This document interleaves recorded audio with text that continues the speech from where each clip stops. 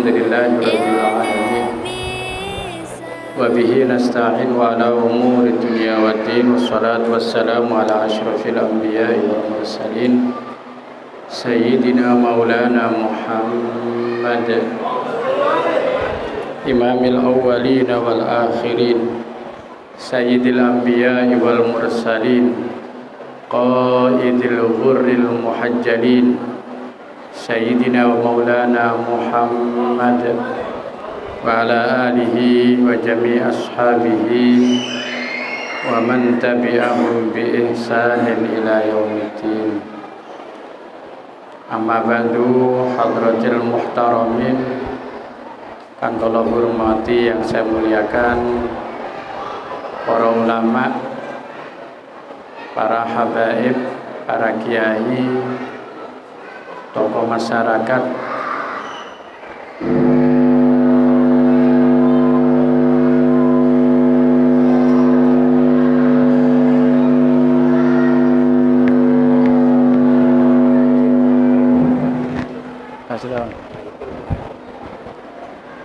utamanya kepada jajaran Nadir dan ketua Nadir Masjid Muhajirin, jajaran takmir dan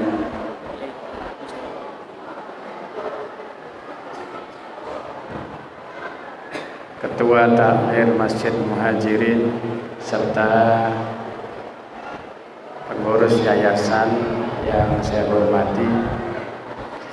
Alhamdulillah kula panjenengan sedaya saged hadir wonten ing menika majelis dalam rangka memperingati hari lahir Rasulullah sallallahu alaihi wasallam.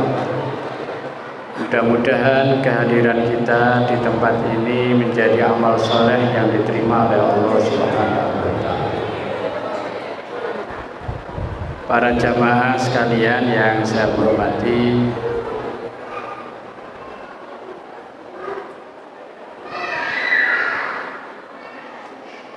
kalau ada orang yang bertanya, sebetulnya siapa yang pertama kali memperingati Maulid Rasulullah SAW?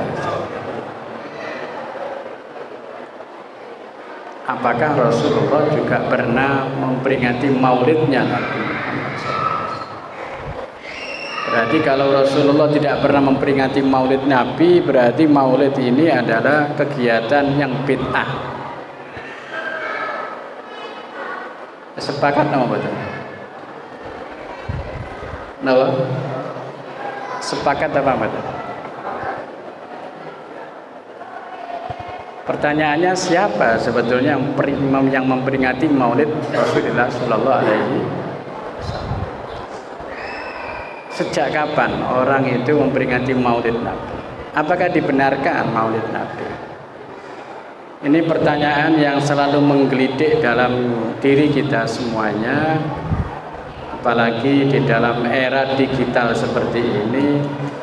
Tentu berbagai macam pendapat wacana itu selalu berseliweran. Kenapa berseliweran?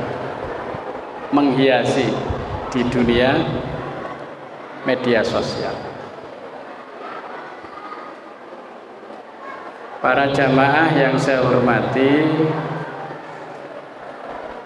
zaman dulu, zaman waktu Rasulullah SAW dilahirkan, itu bulan yang dimuliakan di bangsa Arab waktu itu ada 4 bulan. Ada 4 bulan itu yang sangat dimuliakan, dan itu ditulis dalam Al-Quran karena menjadi dikuatkan oleh Al-Quran budaya itu. A'udzubillahi minasyaitonirrajim. Bismillahirrahmanirrahim. Inna iddatash syuhuri indallahi 12 syahran. Sesungguhnya hitungan bulan itu 12.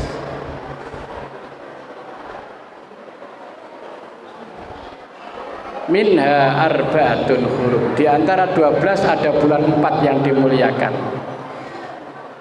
Itu 4 dijelaskan oleh Rasulullah Sallallahu Alaihi Wasallam. Satu adalah Dzulqa'dah, nomor 2 Dzulhijjah, nomor 3 Muharram, nomor 4 adalah bulan Rajab. Maulud tidak masuk, Rabiul Awal tidak masuk. Ya, 4 bulan. Kalau orang berbicara hari yang dimuliakan itu 3 hari. 3 hari. 1 Yaumus Sabt, 2 Yaumul Ahad, nomor 3 Yaumul Jum'ah. Bagi orang Nasrani, bagi orang Yahudi, hari Sabtu dan hari Ahad itu hari kemuliaan. Bagi bangsa Arab itu Yaumul Jum'ah. Oleh karena itu panjenengan kalau ke Saudi Arabia, kalau malam Jumat itu golek model tibaan ngenten jarang. Tapi singkatan itu teng pantai-pantai rekreasi dengan keluarga. Karena sejak zaman dulu hari Jumat itu hari istimewa bagi bangsa Arab. Oleh karena itu saat Rasulullah SAW itu berpuasa hari Kamis dan hari Kamis dan hari Senin, menjadi pertanyaan besar bagi para sahabat. Wonten napa Kanjeng Nabi kok poso dina Kamis kali dina Senin? Dan pertanyaan ini sangat wajar karena hari Senin dan hari Kamis hari yang sangat tidak diperhitungkan di kalangan bangsa Arab. Maka Rasulullah menyampaikan hari Kamis hari diangkatnya amal dalam 1 minggu oleh para malaikat untuk menyampaikan kepada Allah Subhanahu wa taala, dan saya ingin di hari laporan amal itu saya dalam suasana ibadah, yaitu dalam suasana puasa. Lah hari Senin kayak nopo nanti. Hari Senin fihi yauma wulidtu atau yaumu wulidtu. Di hari itu adalah hari yang saya dilahirkan dan saya memperingati hari kelahiran itu. Sinten nggih? Yang pertama kali memperingati hari lahirnya Nabi sinten? Sinten? Rasulullah sallallahu alaihi wasallam. Oleh karena itu kalau ada orang yang masih mempertanyakan lho maulutan niku memperingati maulid niku ajarane sapa, ya berarti rodok krinan dadi umat Kanjeng Nabi. Pertanyaane ya krinan, awake ya dadi wong sing krinan. Ya. Jadi memperingati Maulid Nabi itu memang ajaran Rasulullah. Cuma Nabi cara memperingati Maulidnya itu dengan cara berpuasa. Kalau panjenengan memperingati Maulid Nabi dengan berpuasa, ya tidak apa-apa, tidak ada yang larang. Khataman Al-Quran tidak apa-apa. Baca sejarah Nabi seperti tadi tidak apa-apa. Tidak baca Al-Quran, tidak baca Maulid, tidak baca apa-apa, ngedum sego tidak apa-apa. Atau gak usah ngedum sego, ngedum duit 50.000-an sak majelisan kene, ya gak apa-apa, tambah seneng wong, ya toh. Berbagai macam cara kita memperingati hari kelahiran Rasulullah.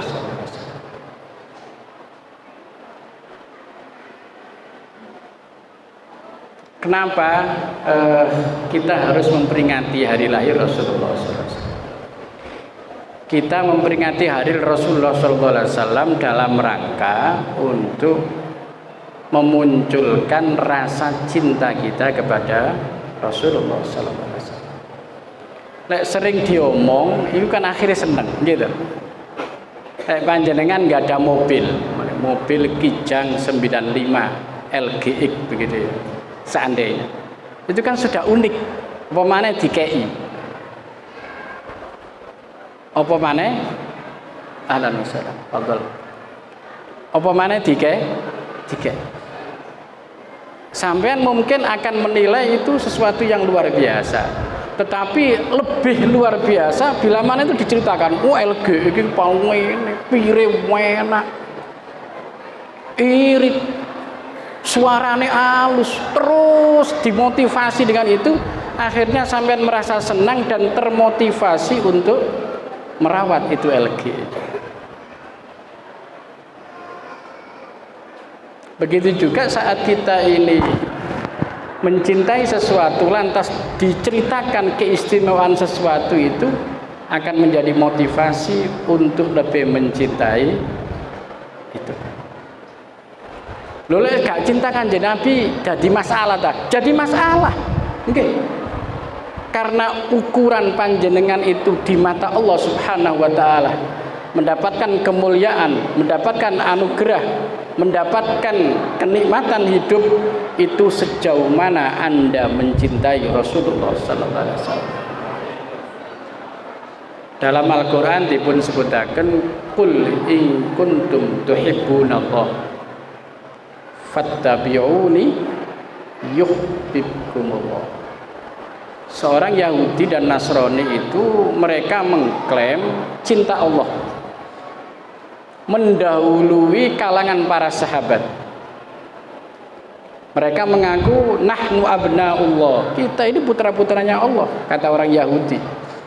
Karena ayah-ayah kita, mbah-mbah kita ini adalah orang-orang keturunan para anbiya. Para rawuh Nabi Ibrahim itu kan punya anak dua. Satu Nabi Ismail, satu Nabi Ishak.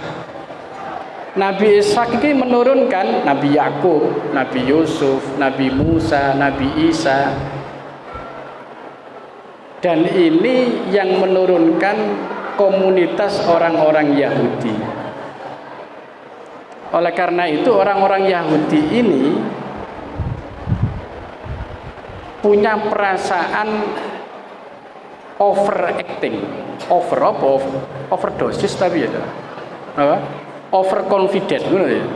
Gak tapi iso aku basa-basa.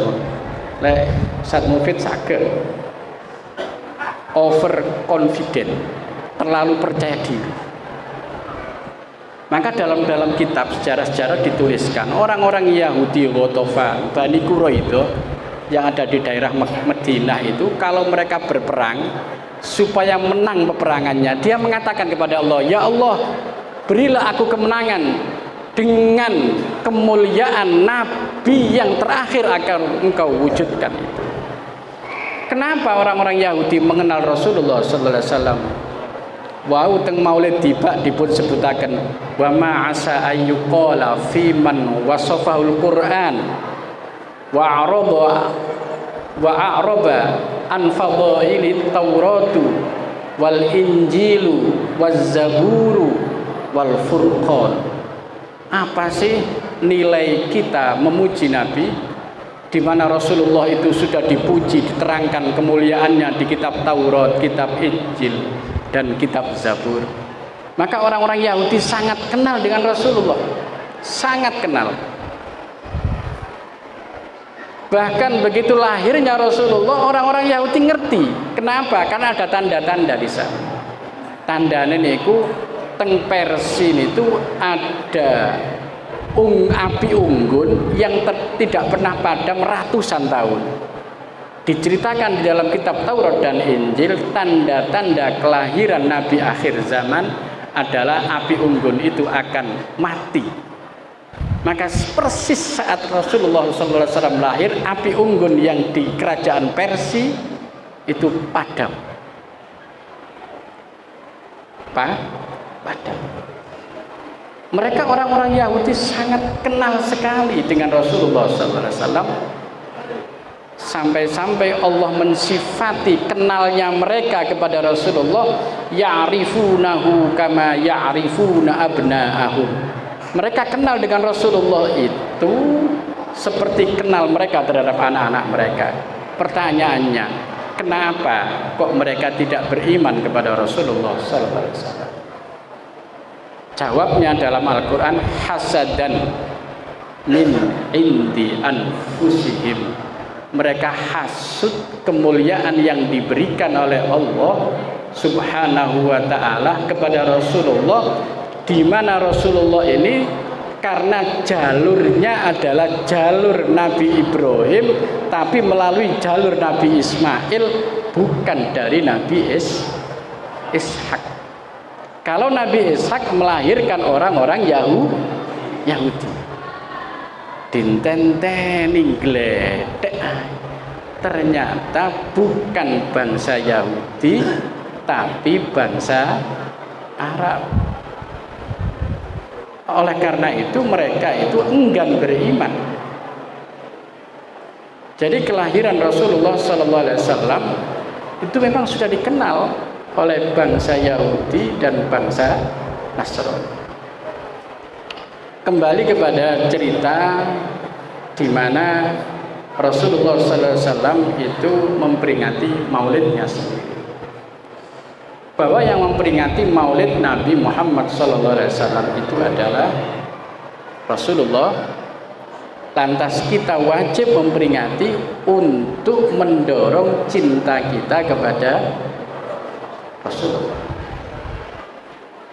Karena pandangan Allah itu kepada kita sesuai dengan ukuran kecintaan kita kepada Rasulullah. Semakin tinggi cinta kita kepada Rasulullah, semakin tinggi pandangan Allah kepada kita. Tiang-tiang orang-orang Madinah yang waktu itu nama kotanya adalah Yasrib, itu waktu menjelang datangnya Rasulullah SAW waktu hijrah, itu kan mereka itu menunggu Rasulullah SAW, ngenteni,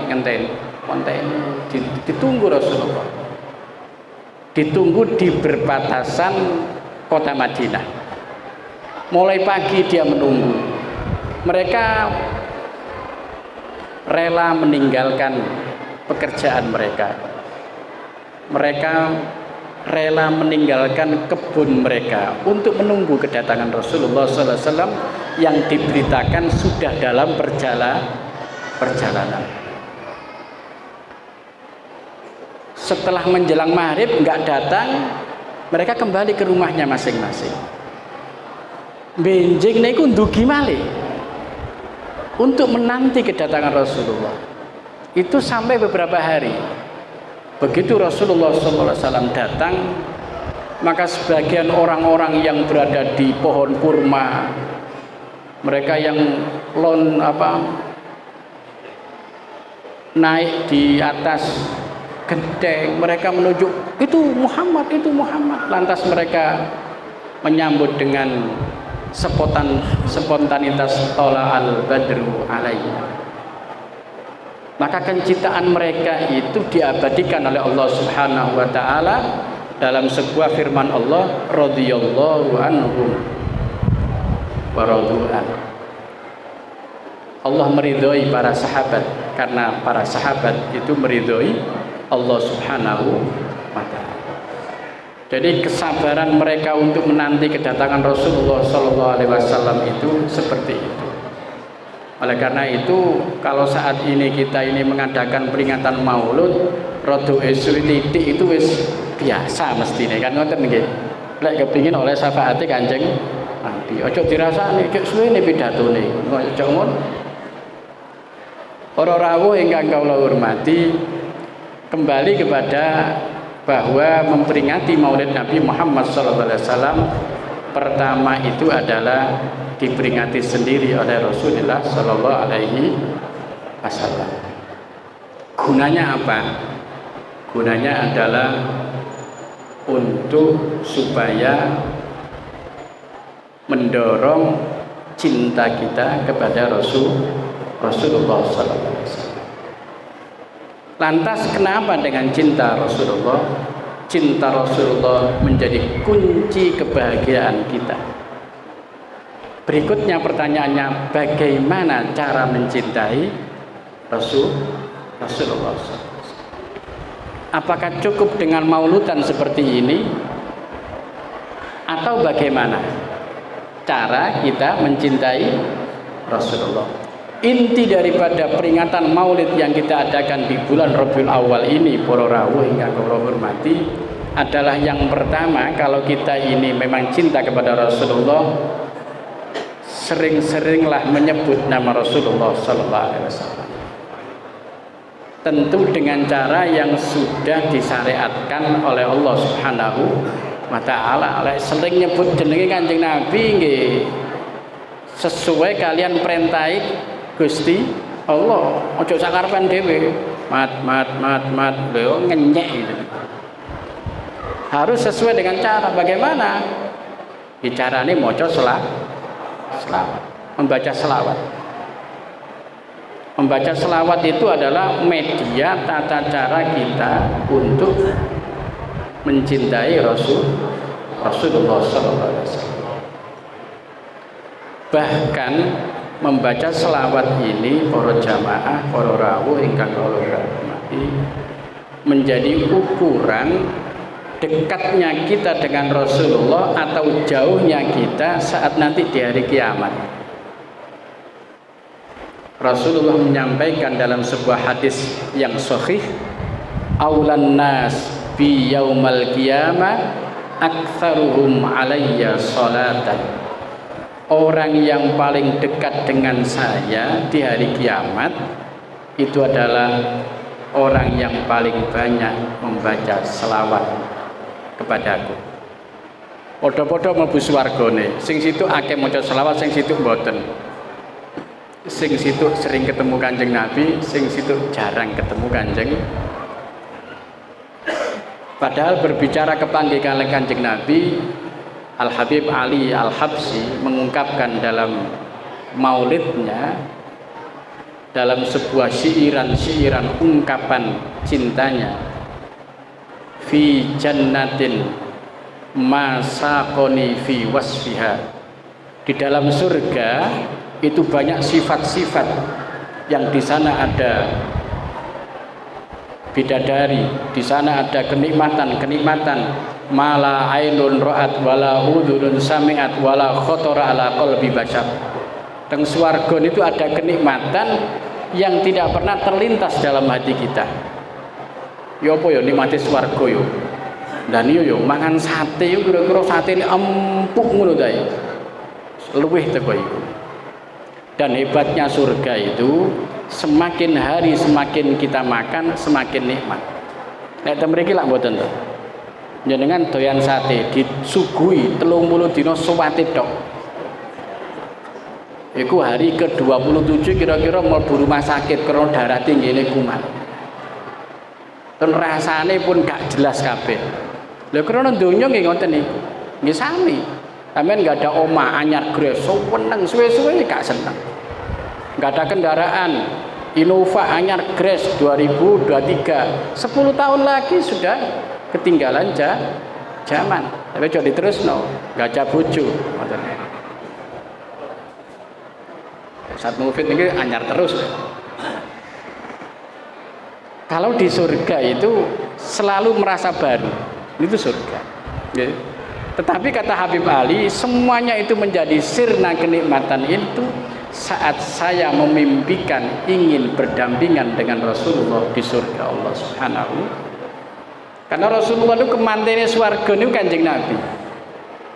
Kemantene swarga niku Kanjeng Nabi. Ibu-ibu niku lek diundang kali panjenengan sedaya, diundang nang ngene manten. Gedonge apik ana hotel. Suguhane enak. Mantene gak teko krana purik. Kira-kira enak apa kan? Enak napa mboten? Nggih enak, cuman akhirnya gak sempurna. Lah ngoten to nggih. Bapak wis banyak grimbang gak sing penting suguhane enak lah wis lah ngoten to nggih. Tetapi kan tidak sempurna. Karena yang dinanti-nanti adalah kemanten. Jadi ukuran kita itu nanti dekat dengan Rasulullah atau tidak itu sejauh mana membaca selawat kita kepada Rasulullah sallallahu alaihi wasallam. Wonten kejadian para rawuh, wonten kejadian satu ketika ada seorang ulama sufi melihat seorang pemuda ini yang sedang melaksanakan haji. Waktu tawaf niku ditingali pemuda ini hanya baca selawat. sallallahu alaihi Muhammad sallallahu alaihi Muhammad. Terus padahal berbicara tawaf itu ada saat-saat mereka itu disunnahkan untuk membaca Rabbana atina fid dunya hasanah wa fil akhirati hasanah wa qina adzabannar. Kapan? Saat melintasi rukun Yamani sampai di Hajar Aswad. Lek arahe niku teng arah Grand Zamzam niku samangken. Niku di situ itu di tempat itu disunnahkan untuk membaca Rabbana atina fid dunya hasanah karena Rasulullah membaca itu. Lah pemuda niki mboten. Terus kepanggih malih wonten Arafah. Waktu di Arafah saat-saat doa mustajabah dia hanya membaca sallallahu alaihi Muhammad sallallahu alaihi Muhammad, menikmati betul dengan membaca selawat. Akhirnya si ulama sufi ini bertanya kepada pemuda, wahai pemuda, saya mengikuti kamu ini sejak awal sebetulnya, tapi saya heran karena kamu di event-event, di tempat-tempat yang mestinya ada doa-doa khusus, tapi kamu membaca selawat kepada Rasulullah sallallahu alaihi wasallam. Pemuda niki ditakoni ngoten niku nangis. Loh, apa yang menjadikan nangisnya kamu dengan pertanyaan ini? Kan sederhana toh. Opo kok moco selawat? Semakin ditanya opo moco selawat, semakin nangisnya menjadi-jadi. Niki aneh napa mboten? Yo aneh toh. Wong ditakoni opo sampean iki kok mangan gedang goreng. Morono nangis. Lho opo hubungane nangis sampai gedang goreng iki opo? Pemuda ini semakin loh, sampai ini ya apa sih maksudnya? Sampai ini kok maca selawat, tok waktu haji ki apa-apa. Akhirnya setelah lama dia menuntaskan tangisannya itu, dia bercerita, saya sebetulnya Pak datang berhaji ini dengan bapak saya. Dalam perjalanan ayah saya meninggal dunia. Zaman itu belum pakai pesawat, nggih pakai onta. Lah saat meninggal dunia di malam hari lantas ditutupi jasad ayahnya ini. Susah dia. Begitu selesai ditutup ingin melihat wajah ayahnya. Loh, berubah wajah ayahnya nih. Hitam nemen ireng wis koyo dudu wong tuane. Kaget. Semakin nangis dia. Siji wis kehilangan bapak, haji durung dilakoni. Nomor loro bapakne niki berubah wajahnya menjadi hitam pekat. Oh bapak ini. Dia ingat-ingat, oh kelakuane bapak iku apa biyen niku? Nglakoni dosa gedhe, bolak-balik durung sempat tobat kira-kira. Akhirnya dia dalam tangisannya itu sampai kesel keturun Bororawu. Keturun saat wong jenenge keturun niku mboten suwe to nggih. Keteliyep. Itu mimpi seakan-akan ada orang jubah putih, ganteng, ambune wangi, teko nang bapak nikmat. Lantas si ayah ini diusap wajahnya oleh orang. Loh, ayahnya itu berubah menjadi wajahnya bersinar dan kembali seperti semula, tidak seperti awal meninggal dunia. Dalam mimpi itu akhirnya si pemuda ini melihat ayahnya, loh kok bapakku berubah? Kok akhirnya berubah malah bersinar? Kaget si ayah, si anak ini. Akhirnya dalam mimpi itu orang ini yang jubah putih ambune wangi niki badhe nyingkrik digandoli kali arek nom-nom. Ngapunten panjenengan niki sinten? Saya kok belum pernah kenal dengan panjenengan. Dan panjenengan begitu wanginya dan begitu gantengnya, sinten panjenengan? Lantas si orang itu mengatakan, Ana Muhammad ibni Abdillah. Saya adalah Muhammad ibni Abdillah yang mana ayahmu sering membaca selawat di tengah-tengah malam hari kepada mantun-mantun piyambak niku tangi bener tangi piku. Akhirnya dia masuk ke tenda, lantas dibuka wajah ayahnya persis seperti orang saat mimpi. Niki diantara fadilah membaca selawat. Nyeceki kalian dawuhipun Rasulullah sallallahu alaihi wasallam saat seorang sahabat mengatakan kepada Rasulullah, "Ya Rasulullah, saya ini membaca selawat kepada panjenengan yang pantas berapa kali?" Sepertiga pantas napa mboten? Dari jumlah waktu saya setelah bekerja, setelah melakukan ini, kewajiban ini, saya gunakan sepertiga untuk membaca selawat. Pantes napa mboten? Jare Kanjeng Nabi pantes. Cukup napa mboten? Cukup, tapi lek ditambahi luwih apik. Niki dawuh Kanjeng Nabi.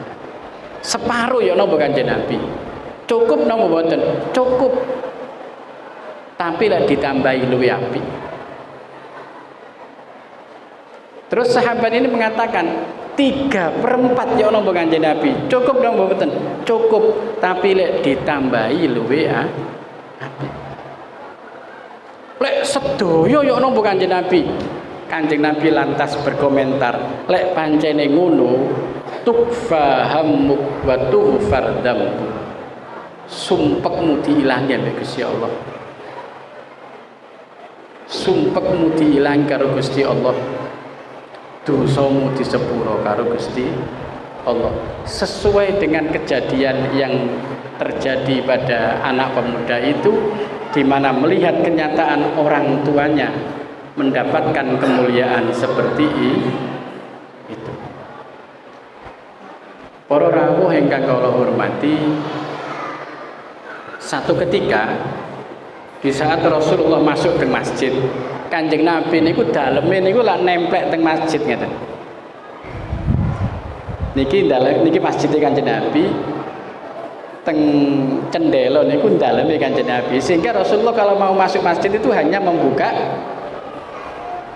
tirai, dibuka lawangnya mlebet masjid. Niku Kanjeng Nabi.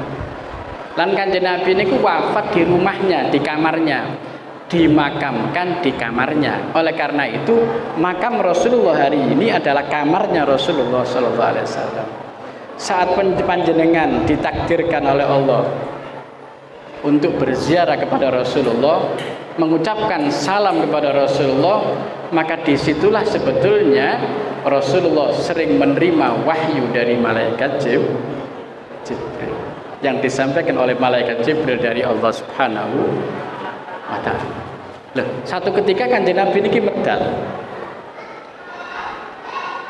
dugi dalem teng masjid, ketinggal wajahe semrengah. Sahabat lek pun ngonten iki, wah mesti ana sesuatu yang membahagiakan kepada Rasulullah SAW. Akhirnya ditanya oleh para sahabat, "Ya Rasulullah, ma yasuruki?" Apa yang menjadikan engkau gembira wahai Rasulullah? Jari Kanjeng Nabi, "Iya, telah datang kepadaku malaikat Jibril yang mengatakan, man shalla alayya marratan wahidah sallallahu biha asyra." Sapa wong sing maca selawat sepisan nang aku, maka dia akan dibalas oleh Allah 10 kali lipat daripada kebaikan. Para rawuh, semua kebaikan yang kita lakukan untuk Rasulullah sing bales langsung saking Gusti Allah. Sekecil apapun yang kita lakukan untuk Rasulullah pasti akan direspon oleh Allah Subhanahu wa ta'ala. Pun ini inti daripada kita memperingati Maulid. Jadi meningkatkan rasa cinta dengan cara nopo? Membaca selawat. Malah Kanjeng Nabi niku mau dawuh, lek ana wong kok diwacakno selawat gak gelem maca selawat. Lek ana jenengku disebut malah gak gelem maca selawat, iku sak medhit-medhite wong. Lek ana wong medhit gak zakat pantes. Tapi ana sing luwih medhit teko iku. Sinten iku? Lek ana wong ndelok tanggane iku melarat, awake berlebih-lebihan, lek tuku panganan iku lebih-lebih digok nang sampah. Tanggoe padahal melarat, iku luwih medhit. Ana sing luwih medhit teko iku, ana. Sapa iku? Wong sing waktu Kanjeng Nabi disebut jenenge mboten gelem maca selawat. Padahal bondone mek titik balesane kathah. Pun niki pertama. Nomor kali para rawuh, inti daripada kita memperingati Maulid Nabi Muhammad sallallahu alaihi wasallam di bulan Rabiul Awal ini adalah sebagaimana firman Allah, a'udzubillahi minasyaitonir rajim, laqad kana lakum fi rasulillahi uswatun. Jadi wujudnya Kanjeng Nabi niki para rawuh, wujudnya Kanjeng Nabi ini adalah untuk kita teladani. Kanjeng Nabi dilahirkan untuk menjadikan teladan bagi kita. Kalau kita ini meneladani Rasulullah, maka kita akan menjadi mulia. Semakin jauh hidup kita dengan teladan Rasulullah, semakin jauh pula dari cahaya Allah Subhanahu wa ta'ala. Pun pesene Kanjeng Nabi para rawuh, pesene Kanjeng Nabi lek kula lan panjenengan mengarungi kehidupan Rasulullah sallallahu alaihi wasallam, yang pertama adalah khairun nas anfa'uhum linnas. Ukuran kemuliaan seseorang, ukuran kebaikan seseorang itu mboten diukur jabatane opo, dunyane piro, nasabe nasab opo, anake piro, margae opo, mboten. Kemuliaan seseorang diukur sejauh mana hidupnya itu memberi manfaat. Waktu ono omah ya apa carane manfaat kangge keluargane. Kalau dia menjadi seorang ayah, bagaimana kita menjadi seorang ayah memberi manfaat kepada anak-anak kita, karena kita bisa dijadikan teladan bagi anak-anak kita. Kalau kita menjadi suami, bagaimana istri kita merasa terayomi dengan posisi kita menjadi suami. Kalau kita kebetulan menjadi istri, bagaimana suami kita merasa bahwa suami istriku dapat menjaga kehormatannya dan dapat memuliakan suaminya. Kalau kita kebetulan menjadi anak, bagaimana kita bisa memberikan manfaat kepada orang tua kita. Kalau kita menjadi guru, bagaimana kita ini bisa memberi manfaat kepada murid kita. Kalau kita menjadi murid, bagaimana kita bisa memberi manfaat kepada guru kita. Kalau kita menjadi ketua RT, bagaimana warga ini menerima manfaat dari kita. Kalau kita termasuk anggota RT, bagaimana kita ini memberi manfaat kepada orang lain. Lek urip model ngoten itu kan akhirnya kan semua orang berlomba-lomba untuk memberi manfaat kepada orang lain, tidak berlomba-lomba aku oleh opo. Persoalannya hari ini kan selalu kita ini minta jatah, memiskinkan diri, gini wadah. Minta perhatian, minta dilayani, minta apabila ada sesuatu yang kita butuhkan selalu harus direspon oleh siapapun, boleh anak, boleh bojo, boleh wong tua, boleh tonggo. Padahal Kanjeng Nabi Muhammad SAW mempunyai konsep khairun nasi anfa'uhum linnas. Lho Kanjeng Nabi niku waktu dados panglima tentara tegas Kanjeng Nabi niku, tegas. Kalau mengatur barisan tegas, tapi begitu pulang ke rumah Kanjeng Nabi nyekel sapu nyaponi dalem niku pun biasa. Komandan niku gak dilebokno nang jero omah. Sing dadi persoalan niku komandan ana jero omah, krana dadi komandan ana jopo. Sudah tidak menjadi orang tua lagi, tidak. Lho Kanjeng Nabi niku lek wis ana dalem pun bantu masak Siti Aisyah niku pun biasa, tidak merasa risih Rasulullah. Selama ini kan mboten ngoten. Rasulullah selalu ingin memberikan pelayanan kepada orang lain. Bagaimana diri Rasulullah itu selalu manfaat kepada orang lain. Niki prinsip yang disampaikan oleh Rasulullah dalam kita mengarungi kehidupan. Nomor kali Rasulullah punya prinsip kepada diri kita supaya kita ini menjauhi menganiaya kepada orang lain. Ittaqul dzulma fa inna dzulma dzulumatun yaumal qiyamah. Takutlah kalian dari mendolimi orang lain, karena mendolimi orang lain itu adalah kegelapan di hari kiamat. Gak cocok ambek wong gitu, cukup awake mboten usah cerita nang wong liya. Sehingga kalau kita ini gak cocok ambek wong diceritakno, lho wong sing diceritani ki lho melok benci nang wong sing kita benci. Terus hubungannya apa? Sehingga apa? Kadang-kadang persoalan antar pribadi satu dengan orang lain melibatkan golongan yang padahal Rasulullah SAW itu membimbing kita ittaqul dzulma fa inna dzulma dzulumatun yaumal qiyamah. Para rawuh ingkang kawula hormati, kehidupan Rasulullah SAW memang sengaja untuk menjadikan kita supaya menteladani Rasulullah. Lek mboten meneladani Rasulullah ya napa? Mesti mboten saged tenang uripe lan mboten saged mulya. Para rawuh, inilah sebetulnya inti daripada saat kita ini memperingati Maulid Rasulullah SAW. Giniku yang pertama, bagaimana kita meningkatkan cinta kita kepada Rasulullah dengan media apa? Dengan media kita perbanyak membaca salawat kepada Rasulullah. Dengan media apa? Kita meneladani Rasulullah SAW. Inti daripada apa yang disampaikan Rasulullah adalah khairun nas anfa'uhum linnas. Bagaimana hidup kita ini berkontribusi manfaat dalam setiap waktu, dalam kondisi apapun, di tempat apapun, di posisi apapun, kita memberi manfaat. Yang nomor dua adalah ittaqul dzulma fa innadz dzulma dzulumatun yaumal qiyamah. Mudah-mudahan sedikit yang saya sampaikan ini menjadi ilmu yang bermanfaat.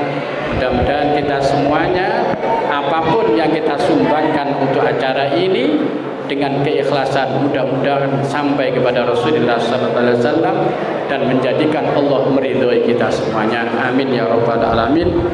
Wonten kirang langkung anggene pun kula nyampaiaken, kula nyuwun agung ing samudra paksami aku qouli hadza wa astaghfirullah li wa lakum. Waffaqanallahu lima yuhibbu wa yarda. Wassalamu alaikum warahmatullahi wabarakatuh.